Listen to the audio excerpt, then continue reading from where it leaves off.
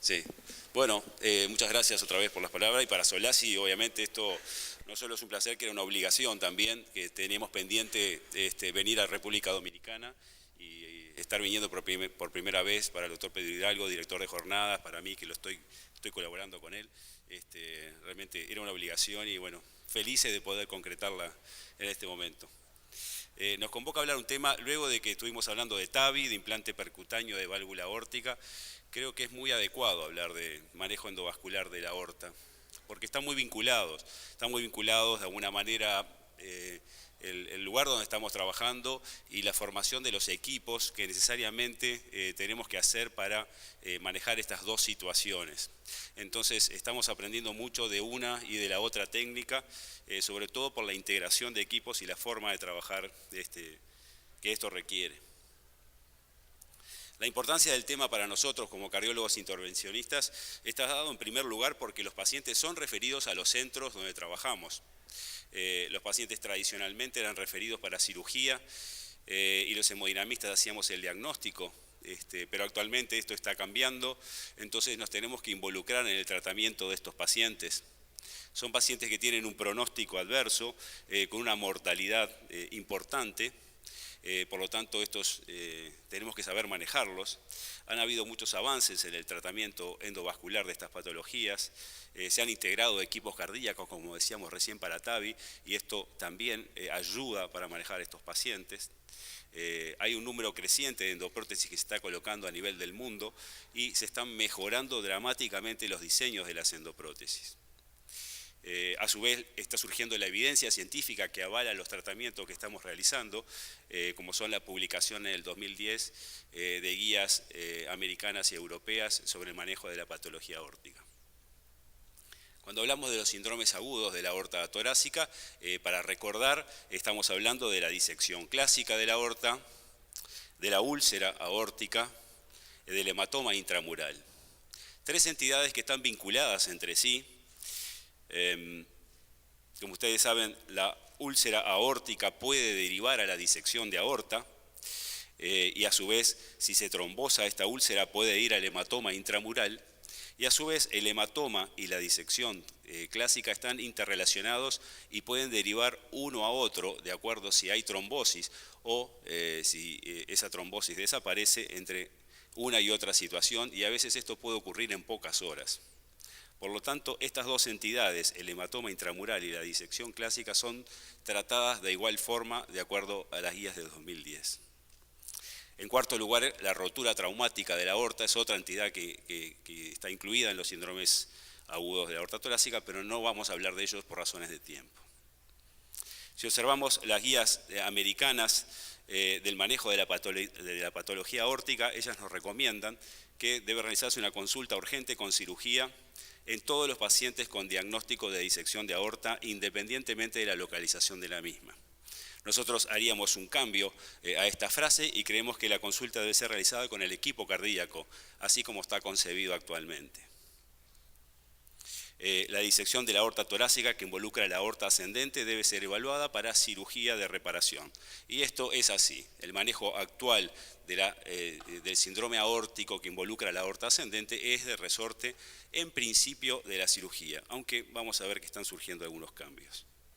Por lo tanto, de la clasificación que todos conocemos de DeBakey y de Stanford, el manejo endovascular va a estar referido en principio, de acuerdo a la evidencia que disponemos, a la disección de tipo B, que es, según la clasificación, más sencilla de manejar. Recordamos que existen dos formas de presentación de la disección tipo B, que es con complicación, aquí, o no complicada, y esto se divide por partes iguales. Prácticamente un 50% de los pacientes están complicados y la otra mitad no. Pero tienen claramente mortalidad diferente. Los pacientes que no están complicados tienen una mortalidad baja que ronda el 1%, y los pacientes que sí están complicados, sin embargo, tienen una mortalidad cercana al 20% en los primeros 30 días. A los 30 días esto puede ascender entre un 25 a un 50%. Por lo tanto, son estos los pacientes que debemos tratar inicialmente y debemos observar a los pacientes que no presentan complicaciones asociadas. para recordar cuáles son las complicaciones que tienen estos pacientes. Estas son a nivel de la esfera cardiovascular el síncope, el taponamiento cardíaco, a nivel neurológico el AIT, la paraplegia, la isquemia espinal, el derrame pleural fuese una forma de presentación de una complicación, la isquemia o el infarto intestino mesentérico, la insuficiencia renal por isquemia o infarto renal, o la isquemia de miembros inferiores por disección hacia los vasos de los miembros inferiores. Entonces, ¿qué aporta el manejo endovascular en estas situaciones?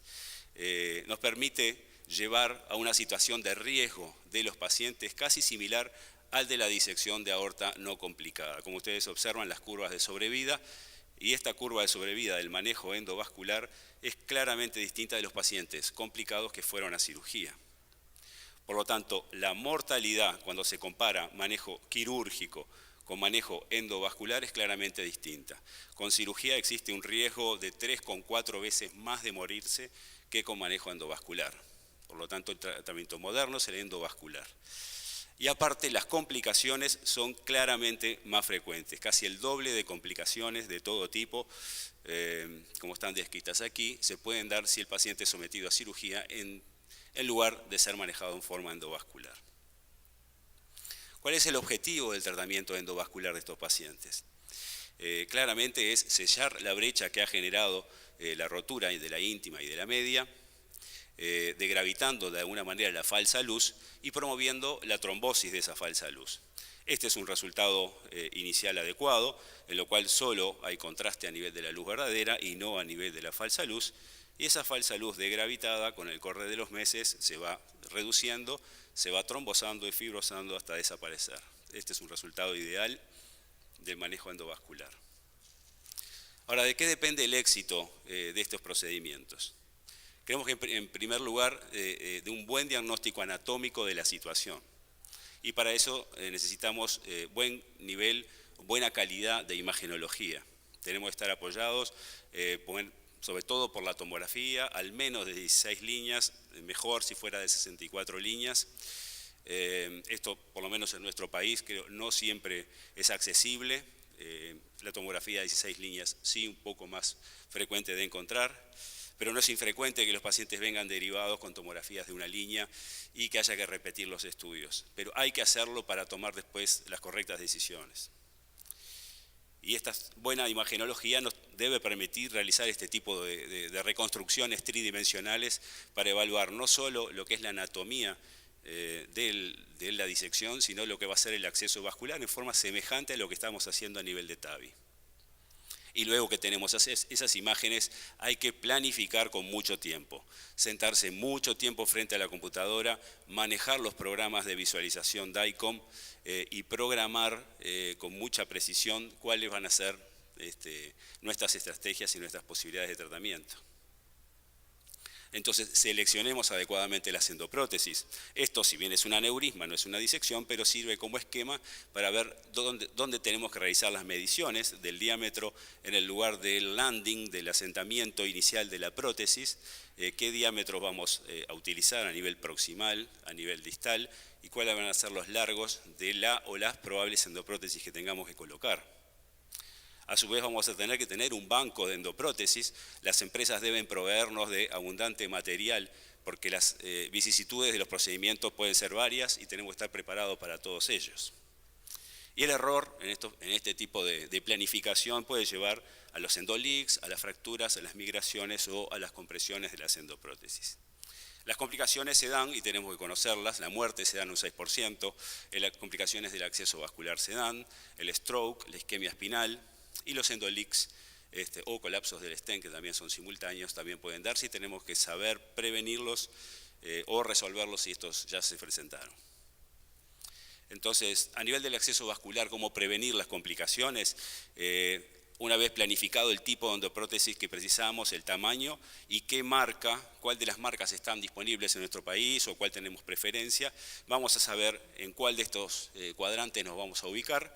Entonces, en cuanto al frenchaje de la prótesis que vamos a utilizar, sabremos los milímetros que requiere el acceso vascular. Y para eso otra vez ir a las imágenes y decidir adecuadamente por dónde vamos a realizar el acceso, si es a nivel femoral o hay que ir a nivel ilíaco con colocación de un conducto vascular junto con el cirujano vascular que trabaja con nosotros. Otro aspecto del acceso vascular que nosotros hemos aprendido es que muchas veces la aorta está totalmente disecada desde arriba y la disección va por los ramos, entonces hay que evitar entrar por la falsa luz. Para eso nosotros hacemos acceso radial con un pigtail y orientado por la luz verdadera ofrecemos la guía al cirujano vascular para detectar e individualizar cuál es la luz verdadera y cuál la falsa y por ahí realizar el abordaje. Si no, poner la prótesis en la luz falsa sería dramático. La paraplegia es una de las complicaciones que tenemos que prevenir. Tenemos que tener especial atención cuando la cobertura va a ser mayor a 20 centímetros, cuando la cobertura involucra T9 o T12, donde sale la arteria de Adamkiewicz. Si el paciente ha tenido previamente una reparación del aneurisma abdominal, vamos a realizar compromiso subclavio o compromiso ilíaco interno, o el paciente ha tenido hipotensión prolongada. En ese caso, utilizar los protocolos de drenaje de líquido cefalorraquídeo para bajar la perfusión de la médula espinal y así mejorando la perfusión medular. Los Endolix están presentes en todos los dispositivos, un 10% a nivel de los dispositivos autorizados en Estados Unidos, como Gore, Medtronic o Cook, e implican segundos tratamientos en alrededor del 5% de los pacientes. Los predictores para Endolix son el diámetro del aneurisma, el largo de cobertura, mayor largo, mayor probabilidad de Endolix, el número de graft utilizados, también son predictores para Endolix. Y repasemos algunos de ellos. El Endolix tipo 1 se da en una frecuencia de un 5%, su causa es la mala fijación proximal o distal. A nivel proximal, esto se puede prevenir con una adecuada planificación del procedimiento, con selección del graft, y hay que ver la posición o la angulación de esta endoprótesis. ¿Cómo se puede resolver una vez que el Endolix está instalado? Esto es, agregando un stent de fijación de la endoprótesis para mejorar el soporte a nivel de la misma, o realizar una extensión y ahí con cobertura de la subclavia en su sector proximal. Eventualmente esto puede complementarse con la realización de un bypass carótido subclavio en caso de que haya isquemia a nivel de miembro superior izquierdo. Esto fue el caso en este paciente, en lo cual había un Endolix hacia la falsa luz y esto se solucionó con la colocación de una extensión proximal sellando el mismo. Otra forma de manejar los Endolix puede ser con embolización del saco, promoviendo trombosis con la utilización de coils, como se observan en este caso del doctor Garrett. ¿Qué pasa con los Endolix tipo 1 distal? Son situaciones que se asocian frecuentemente con la disección de aorta, por una mala posición de la prótesis a nivel distal en zona donde la íntima está rota y se genera una nueva reentrada. Esto en principio es de manejo conservador, observar qué es lo que ocurre, si con el solo haber cerrado la fuga proximal hay disminución de la presión de la luz falsa y se promueve la trombosis, suele ocurrir. En este caso que nos tocó vivir, como ustedes observan, este paciente lo manejamos en una situación de shock por un gran hemotórax hipertensivo que desplazaba el mediastino hacia de la derecha. El paciente estaba shockado, hubo que intervenirlo en situación realmente crítica.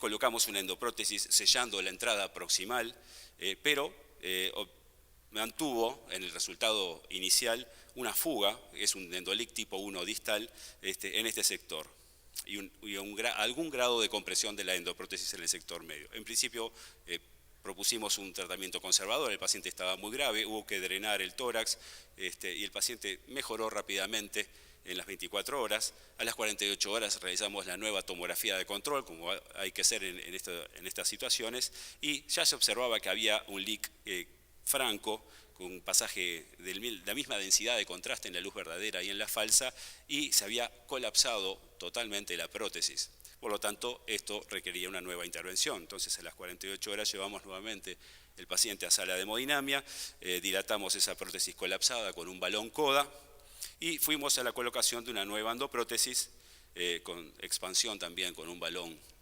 blando y sellamos ese endolic tipo 1 distal con muy buen resultado. El paciente está vivo 3 años luego del procedimiento. Otro tipo de endolic es el endolic tipo 2, es mucho menos frecuente y está generado por la alimentación por vasos laterales, como sea intercostales, subclavia o vasos lumbares, y también en principio es para manejo conservador y observar qué ocurre con el diámetro de esa falsa luz o de ese aneurisma que ha sido tratado. Hay eventualmente soluciones como ser la embolización del saco con trombina o ligadura por toracoscopía de las arterias intercostales, y son estas las que están alimentando. O sea que habría también soluciones para este tipo de endolics. El endolic tipo 3 ¿sí? es más complejo, por suerte su frecuencia es baja y ocurre a causa de una separación modular cuando se han colocado dos prótesis y estas se separan y hay fuga entre las mismas. Hay que solucionarlo, hay que realinear los dos endografts colocando uno nuevo por dentro resolver la situación. No hay duda que estamos asistiendo a una mejoría del diseño de las endoprótesis. Esta es una foto que sacamos en el TCT, en los stands del TCT el año pasado, hace pocos meses. Y esta es la prótesis que estábamos usando hasta hace unos pocos meses de GOR, y esta ya es la nueva endoprótesis. Como ustedes ven, es claramente mucho más flexible y es especialmente útil para este tipo de patología en la que estamos trabajando a nivel del arco aórtico con ángulos siempre presentes. Así que nos están ofreciendo mejores soluciones. Cook mismo desarrolló este sistema de Proform también que se adapta mejor evitando los leak tipo 1. Esto nos entusiasma muchísimo al desarrollo de estas técnicas. También qué tipo de pacientes podemos ir abordando. Estamos solucionando adecuadamente los pacientes en la zona 4, en la zona 3 y en la zona 2 hasta ahora, pero creemos que el futuro viene hacia el manejo cada vez más proximal de la aorta en base a la mejoría de la tecnología. Ya podemos estar manejando la zona 2, el nacimiento de la subclavia izquierda, por procedimientos híbridos, como es la realización de bypass carótido subclavio y colocación de la prótesis más proximal sellando la subclavia. Esto puede ser realizado en forma previa, el componente quirúrgico puede ser realizado durante el mismo procedimiento, puede realizarse a futuro, luego si hay eventos isquémicos del miembro, eso se decide en cada caso en particular. Los CHIMS, o sea, las chimeneas, entonces puede ser una solución más puramente endovascular a nivel de la subclavia y yendo a nivel más proximal a la zona Z o a la zona 0 o a la zona 1.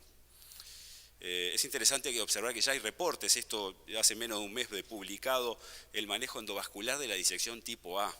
En 41 pacientes en Shanghái, pacientes de muy mal los candidatos quirúrgicos y ellos manejaron el 41% de los pacientes con 100% de éxito. Obviamente eran anatomías que hay que observar y hay que observar también qué compromiso hay de los vasos de cuello, pero es alentador en cuanto a la perspectiva que va a tener toda esta técnica.